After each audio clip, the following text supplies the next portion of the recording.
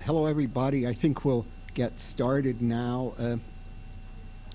It's very kind of you to come. I'm surprised. I would certainly have gone to Bob Murphy's lecture. Now, if,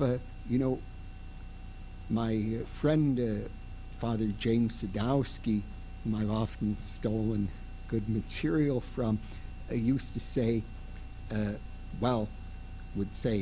if I'm giving my lecture here, people might say, if I'm giving my lecture here, I couldn't very well be at Bob Murphy's lecture at the same time. But Father Sadowski said, and this, he wasn't joking, he was quite serious, although most people would take him to be joking. He didn't see why it wasn't possible for someone to be in two places at the same time. And not only that, he had thought there were cases where this had actually happened, where he didn't have in mind where, say, the person was in one place really, and so there was an apparition of a person somewhere else.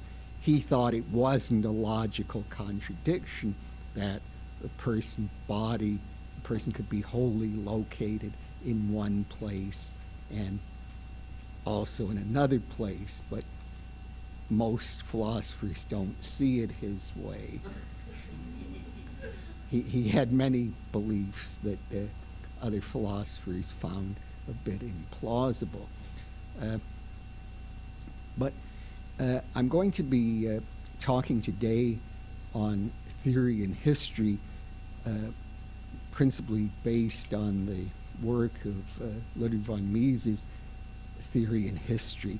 And one tip I'll give for those of you who plan to take the written exam, the Theory and History is the fourth of the Mises' most important books. The four most important books of Mises, you'll remember, Theory of Money and Credit, which came out in 1912, Socialism, 1922, Human Action, 1949, and Theory and History, 1957. I'll suggest that you may find this question on the written exam: what are the four most important works of Mises?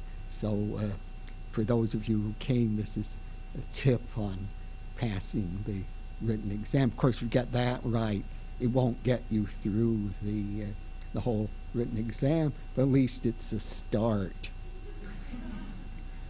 Of course, I could be making this whole thing up. I wouldn't put it past me to do something like that. Well, one thing I should mention also, this I can't help you with. There was a discussion I saw on Facebook where some people were complaining I speak too slowly, and they were wondering what speed I should be speeded up to. Somebody suggested 2 times, or someone said, oh, that wouldn't be enough, but that that I can't help you with. I mean, you just have to keep experimenting till you get what you're comfortable with.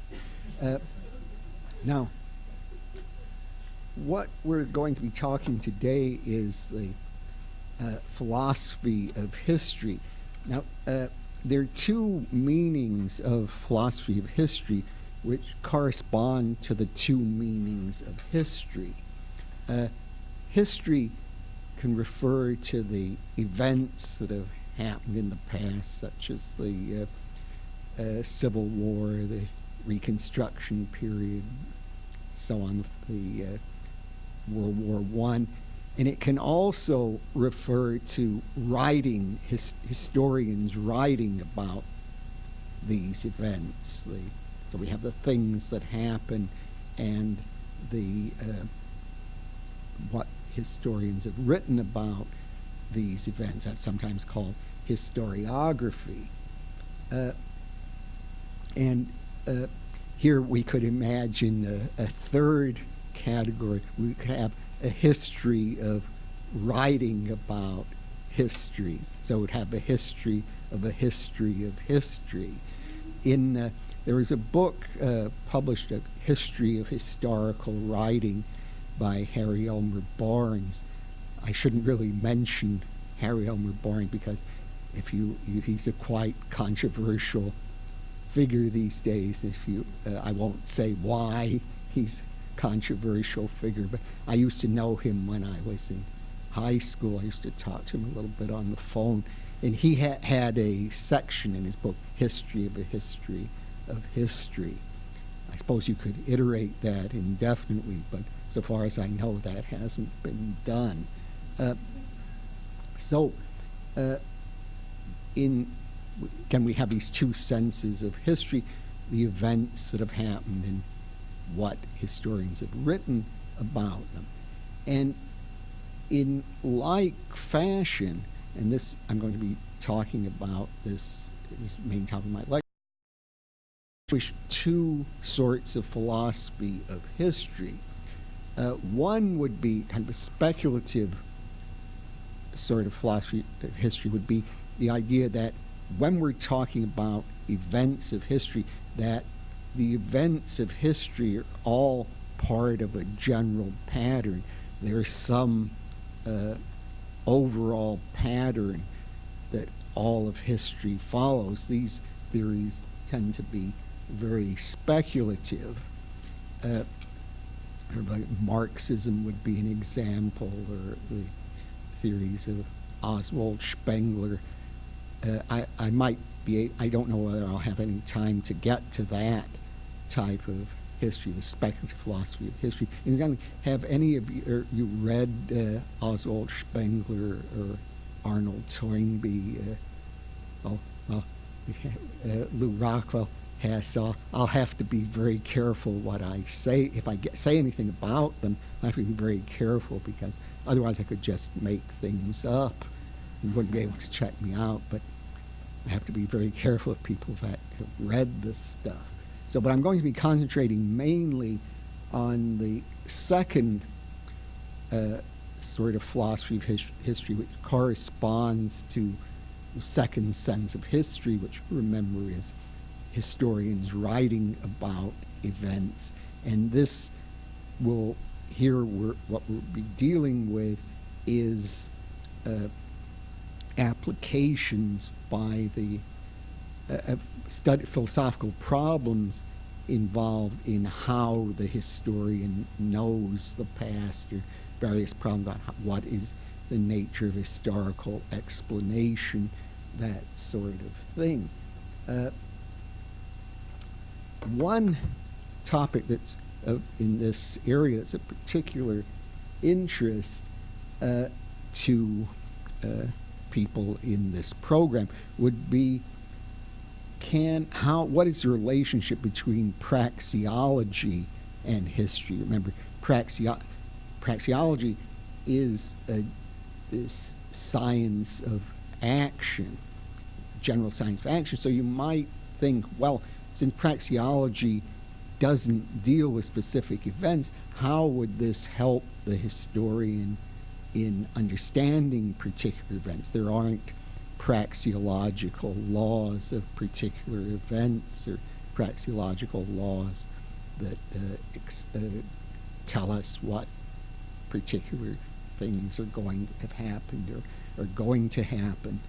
And a way in which a historian can use praxeology is that he can take the theorems of praxeology and try to apply them to understand particular events. For example, if you look at the great book of Murray Rothbard, America's Great Depression, which came out in 1963, I remember very well when it came out, 1963.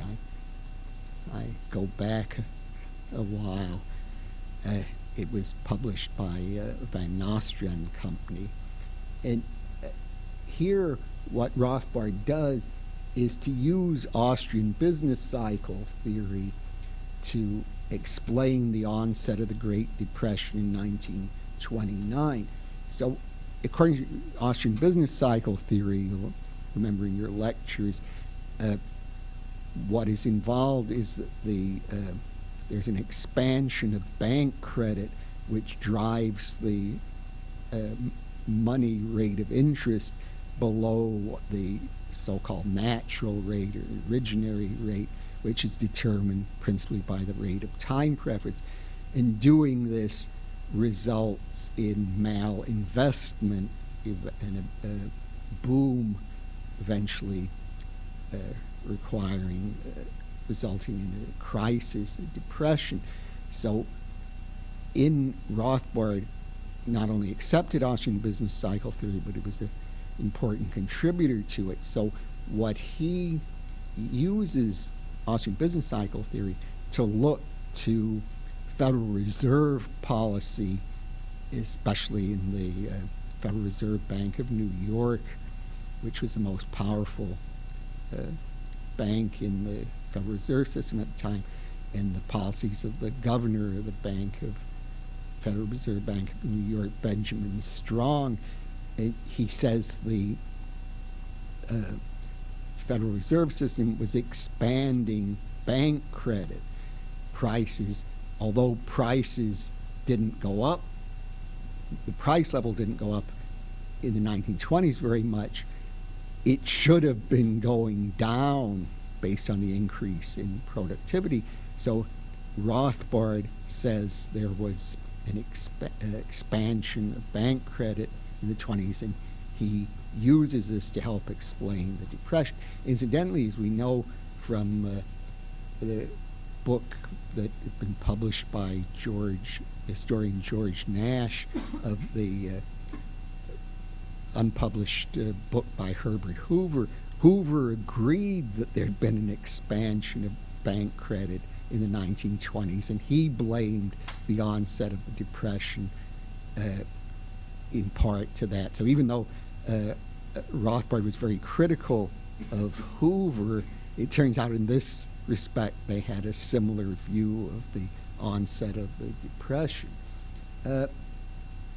Now, another example of applying praxeology you can find in the brief account that Mises gives in Human Action of the decline of the Roman Empire. You know, there are many theories of why the Roman Empire declined. One of my favorites was theory, the lead poisoning theory of decline of the Roman Empire, which claimed that there was lead had gotten into too much lead in the drinking water, and that had all sorts of bad consequences. This theory was given by a sociologist, S. Colum Gilfillan, who is one of the very interesting person. I used to know him also, but he had all sorts of controversial theories, but that would get me into big trouble giving what some of those were, so I'm not going to do it. I'm in enough trouble already, probably too much trouble for me. But so what Mises emphasized was the fall off in trade between various parts of the empire. What had happened is there had been inflation in the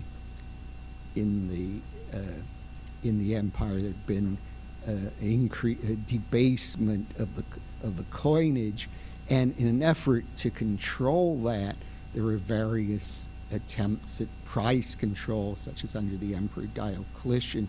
So the result of the price control was to limit the extent of trade in the empire, and there various parts of the empire became more self-sufficient. There was just production on the large estates, and there wasn't the same sort of trade that there had been before.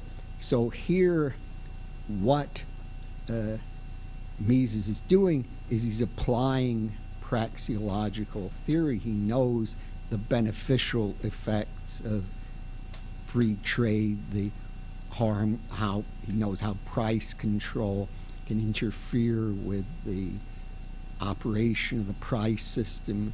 He's applying basic economic principles to help understand what happened in the fall of Rome. Again, he's not deducing this. He's not a praxeological law that this is why the Roman Empire fell, but he's using his knowledge of praxeology to help explain what happened in this instance. And he relies a great deal in his account of the decline of international trade on the work of a famous Russian historian who later went into exile in the U.S., Michael Rostovtsev, called The Social and Economic History of the Roman Empire. This is a very good book to read, especially if you're interested in social and economic history of Roman Empire. Not everybody is, one is given to understand. Now, supposing a historian isn't a believer in praxeology, and unfortunately there are some historians who are not believers in praxeology. Some of them have probably never even heard of praxeology, and there's some who reject it. So those historians will be influenced by their own theories. If they have other theories, that will affect what the way they try to explain events.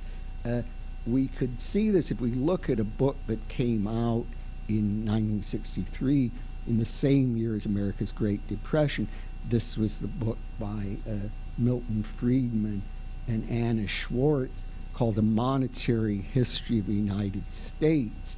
And Friedman, who was the main theorist in the book, although Anna Schwartz did most of the historical research, but the book relies on Friedman's theories. Friedman was not a supporter of the Austrian business cycle theory. He was a strong critic of a theory. He stressed the quantity theory of money in a way that, in his view, what caused the Depression was that the Federal Reserve System contracted the money supply at the time of the immediately after the stock market crash in October 1929.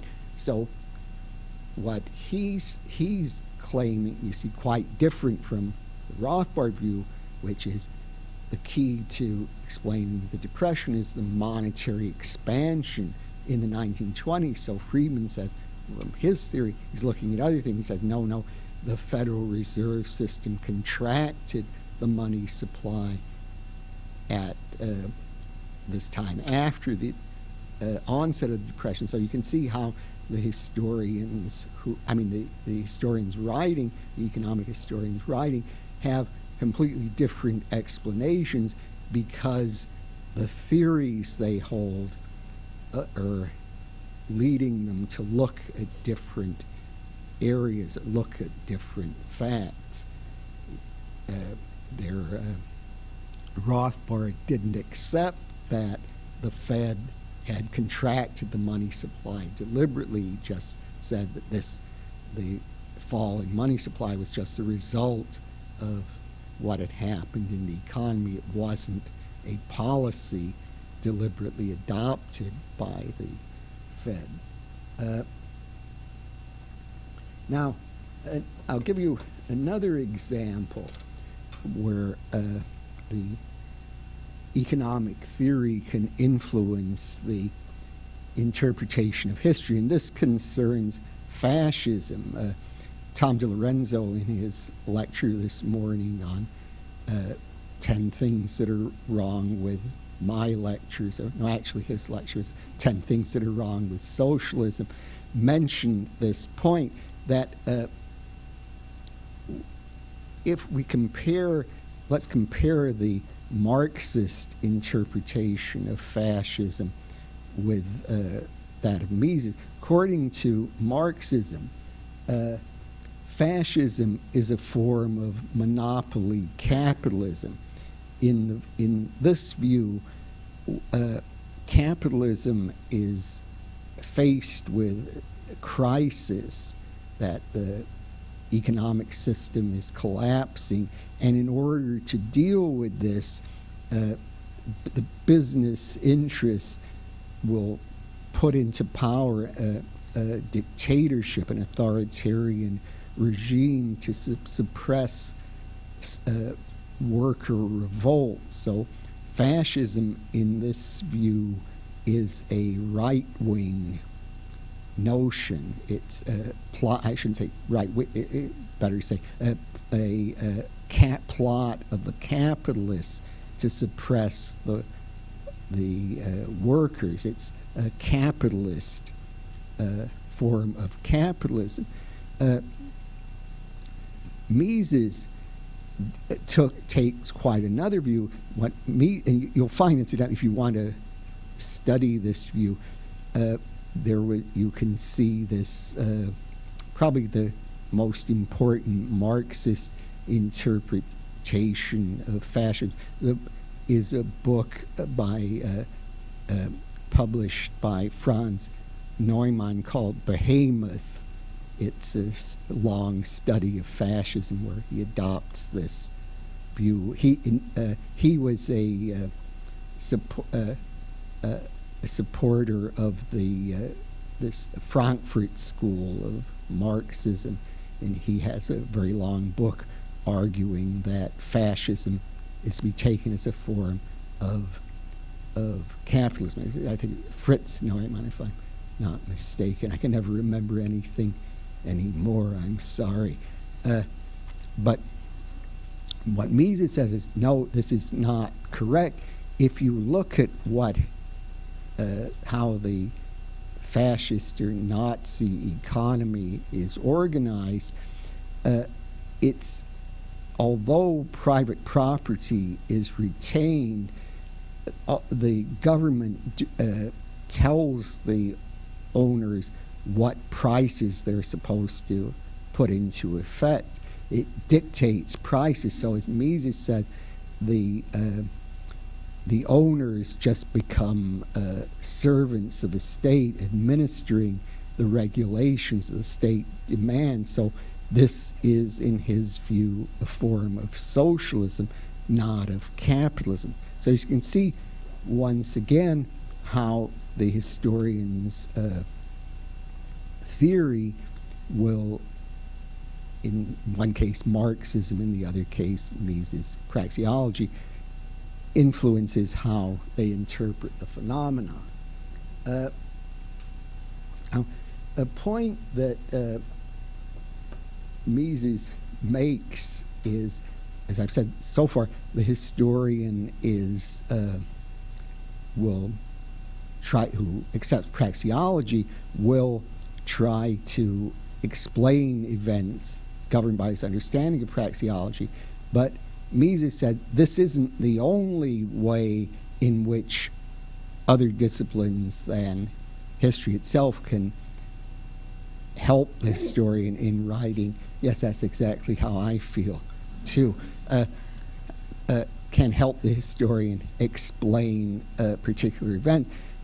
Mises thought that historians' account can't contradict the results of modern science. And he gives an example of this. He says, well, supposing there's a contemporary historian who's writing about witchcraft. So he said, well, the historian wouldn't say, in trying to explain witchcraft, that the people who were accused of being witches really were witches, in the sense that these people had made pacts with the devil. They were really just what the accuser said they were. And I always find this funny, but usually people that I give this example don't find it funny. So this is very unfortunate. You know, I always like it when people laugh at my jokes, but it's not, one thing I don't like is if I make serious statements and people take them to be jokes. That's happened on quite a few occasions. But I find it funny that Mises says, well, a contemporary historian wouldn't say that these women really were witches. But in fact, one of the foremost 20th century historians of witchcraft, Montague Summers, did have exactly that view. So just the view that Mises says no historian would have was one that one of the leading historians did have. Of course, Mises would just respond that he was mistaken. He shouldn't have explained history about that. He'd just been in error. If you'll forgive me another one of my digressions, Montague Summers was one of the very interesting British eccentrics of the 20th century. I think if you look him up, you'll find he's a very unusual person. He claimed to be a priest, but this claim is very doubtful. But he wrote a great many books on witchcraft and other things.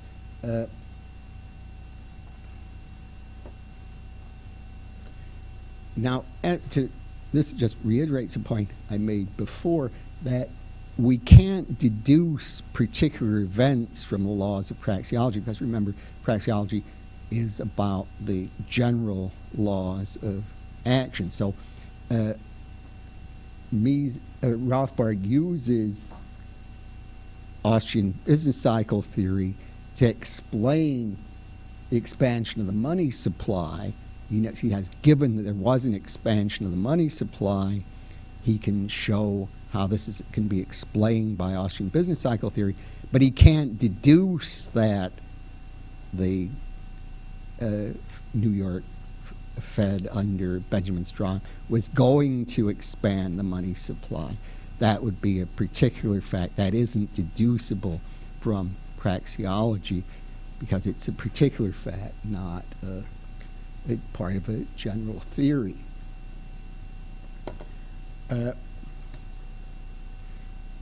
So here is a way in which Mises and also Rothbard, who are generally great opponents of a logical positivist, agrees with the positivists, because remember, one of the positivist views is that a priori law statements, such as laws of praxeology, statements that you can know to be true just by thinking about them, don't help you explain contingent events. And they thought all the truths in the world are contingent events, so praxeology can't help you explain anything about the world. Mises didn't accept that all events in the world are contingent. He thought there are a priori truths that are necessarily true, so they're true of the world. So you can use this to explain certain events, necessary events in the world, but not contingent events. Contingent events are ones that could have been one way rather than another. Say, you could have been somewhere else rather than here, or you. It might have been that the Mises Institute was located somewhere else. The fact that it's here is contingent, so you can't explain a contingent event by a law of praxeology. And so here Mises is agreeing with the positivists, but once again, the praxeology can help you explain particular events.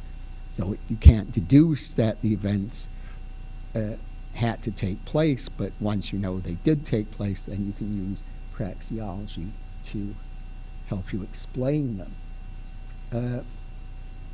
Now, we would have what I've said so far naturally raises a question.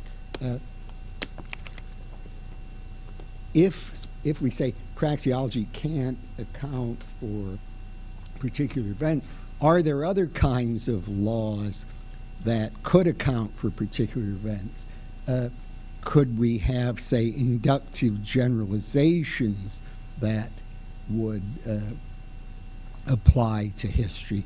Say, we could say, let's take the famous phrase of Lord Acton, power tends to corrupt and absolute power corrupts absolutely. We can say, well, this is true in many, it's been true in many instances. Can we say this is it's not something we could deduce praxeological, but could we say this is an inductive generalization, so it qualifies in as a law? Now, I don't think Mises didn't deny that we could have kind of rough rules that are useful generalizations that sometimes help us explain historical events, but he didn't think we could call such examples laws. He says there aren't constants in human action, so there isn't anything, say, corresponding to a historical law of gravitation, like corresponding to Newton's law of gravitation, where we could deduce that particular events would take place. So even if we have inductive generalizations that are useful, they don't give us the real laws, because they're always subject to human choice. Say, we can't rule out, say, a case where someone gaining power would make the person better rather than worse. We could say, well, it didn't happen a lot of times, but we would it would be up to the person how he reacted. Mises says that free choice is what he calls an ultimate given. By that he means that's as far as we can go in our explanation. We can't go any further. We can't have a science that explains human choices.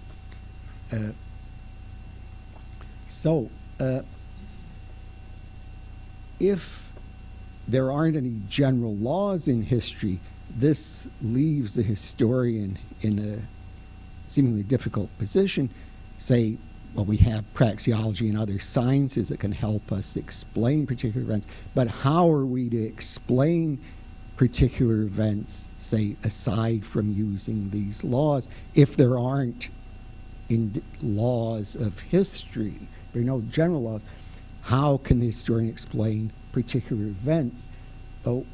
Mises answered in Theory and History, the historian can grasp the particular event in a way that makes no appeal to generalizations. In his view, we grasp the individuality of the event rather than what it has in common with other events. We just are able to grasp the event in its particularity, as it were, and we'll see how he thinks we can do this. And this method is called specific understanding, or the German term is Verstehen, meaning we understand something just by grasping it in an individual way rather than through general concepts. And I mentioned Verstehen. Sometimes he uses the term thymology for this kind of specific understanding. So how does this work? Well, we make, in this view, we make judgments about the goals and beliefs of persons based on our knowledge and experience. And what we would do would be make judgment of what was relevant to particular actors in history at the time. We'd try to assess, we'd try to imagine ourselves in the place of this particular historical actors and say, well, given that they had we attribute certain beliefs and desires to them, we say, how would they have acted given these beliefs and desires? And we use that to explain, or to try to explain why they did certain things. Supposing, for example, a historian is trying to explain Abraham Lincoln's policy in 1861, he would, if you're taking this doctrine of specific understanding, he would use evidence about Lincoln's ends or goals. For example, he wanted to resist secession, he wanted to prevent the spread of slavery, further spread of slavery, and also to certain beliefs he had. For example, he had military power to force the South to give up. So we would, in that way, try to explain what Lincoln did. We would say, given that Lincoln had these beliefs and desires, this is what he would do.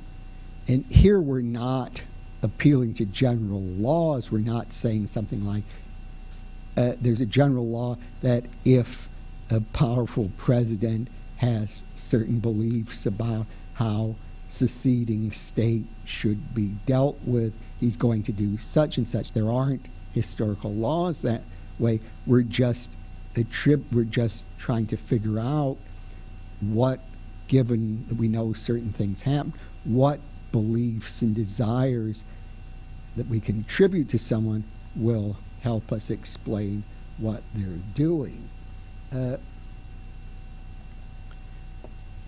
Now, when we're doing this, we're trying to think ourselves into the way the historical actor is thinking. We're thinking, supposing I had these beliefs, namely the beliefs and desires I'm attributing to Lincoln, how would I have acted given those beliefs? And then we're seeing if that can help us explain Lincoln's policy. Now, in doing that, in trying to think ourselves into the way of thinking of the historical actor, trying to think as Lincoln would think, it doesn't follow that we're sympathizing with Lincoln in the sense of actually agreeing with him or thinking well of him. We're just trying to understand what he did by attributing certain motives and beliefs to him. Now, some people have criticized this notion of Verstehen because they make a mistake of this kind. For example, Saul Kripke, who's one of the world's greatest philosophers, has an early essay on the R.G. Collingwood's philosophy of history. Collingwood was a writer who had views on specific understanding that Mises thought very highly of. He also had this view, we might say a little bit more about him later, about the historian trying to think the thoughts of past actors, just trying to reconstruct them. So what Kripke said is, he said, well, look, there was a famous historian, at least one time famous, David Irving, who wrote a book called Hitler's War, where he was trying to understand World War II from the point of view of Hitler. And he said, well, look what happened. Irving turned out to be very sympathetic to Hitler. He was really saying Hitler was a very much great person, very much misunderstood. So this is what happens if you use Verstehen. You'll just sympathize with characters, even for very bad people. But this isn't correct. This isn't what's involved in Verstehen and specific understanding. It doesn't imply that you were sympathetic to what they were saying. Yes, I would say if you want to look at, if you have YouTube, if you want to, you can see some of Kripke's lectures on YouTube, not on this topic, but on various technical topics that he's taught. I would say if any of you think that my lecturing style is a bit unusual, you should hear him. He's one of the all-time great eccentrics in lectures. So I would definitely recommend looking at Saul Kripke's, or listening to Kripke's lectures. Have any of you listened to Kripke or heard him? Yes, you have a treat in store for you, I assure you. But he's also, I mean, he's one of the absolute top figures in the world in philosophy. Definitely someone people should look at. So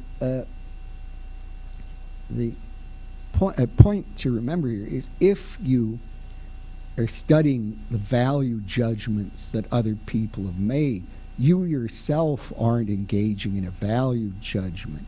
If you say you think Hitler had certain goals, for example, or certain values, you aren't saying that you yourself either approve or disapprove these values. You're just trying to explain the values that Hitler held, or you're not.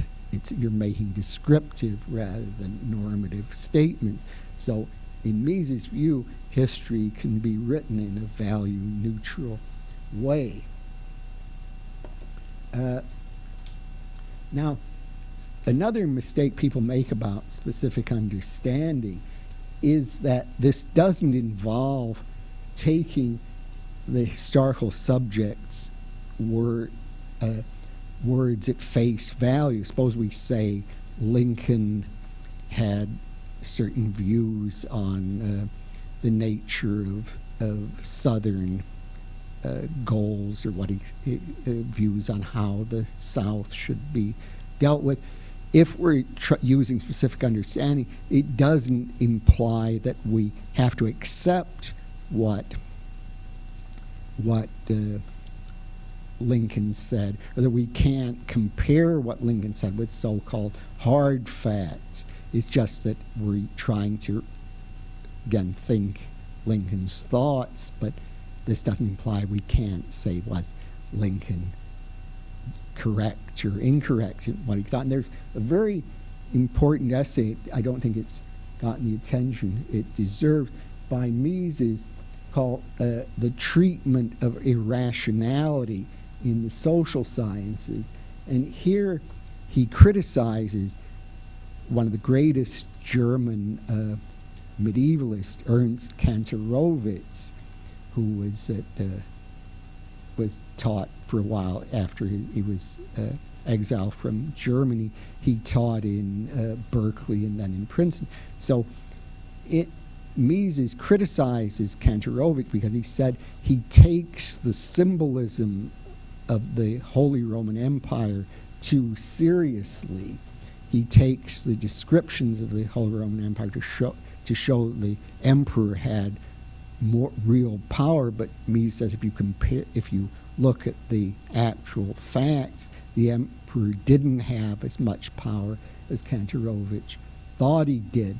So here again, using specific understanding doesn't imply either sympathy with the historical actor, accepting what he says at face value. Now, as I mentioned before, Mises was very influenced in his treatment of specific understanding by the British philosopher and historian R.G. Collingwood, who lived from 1889 to 1943. He was Collingwood was professor of philosophy at Oxford, and Collingwood had took this notion of specific understanding rather further than Mises did. That he said that the historian not only will try to think himself into the thoughts of the historical actor, but that he has the identical thought of a historical actor. So if you correctly understood, say, why Caesar crossed the Rubicon River, you yourself would be having the identical thought to Caesar at the time. Mises doesn't go this far. And there were many other writers in this tradition of specific understanding, including Wilhelm Windelband, Wilhelm Dilthey, Heinrich Rickert, and Benedetto Croce. But I think I've specifically run out of time now, so we'll close the lecture on this at this point. Now, I should say, usually I'm supposed to have office hours. I usually have it in the faculty room, but I'm supposed to have it here. So if you have any questions, I'm supposed to have office hours right now, and that isn't one of my jokes. That's a true statement. So thanks very much.